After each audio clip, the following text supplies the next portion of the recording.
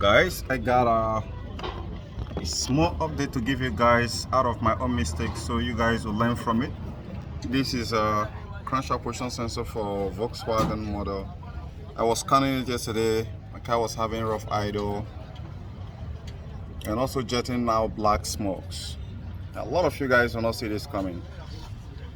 And the only error code which I found there, it was actually showing some cylinder misfire. It was behaving so erratically, like cylinder misfire. So after scanning, I go and got this very guy right here. I'm gonna shock you guys today because you'll never see this coming.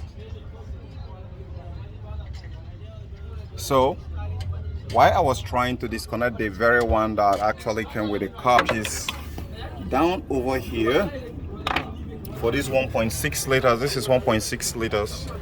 You guys who are in the West, in US especially, will not recognize this. So the crankshaft position sensor, you can see it right there. It's at the back of the oil filter, but it's a little bit tricky to reach though. But you guys can see there. So while I was about to pull this socket, which is this guy here, I found something very interesting. One of the wires, seemed like it's the ground wire because it looks brown, was off. But shockingly, the car started. Go and start up the car again. Just for a lot of you guys who may be thinking this is going crazy, and after that I'm going to explain to you guys.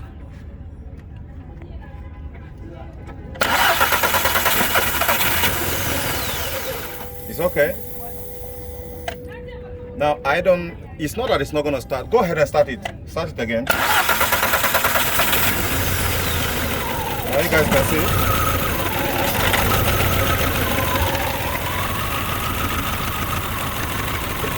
Okay, go ahead and shut it down.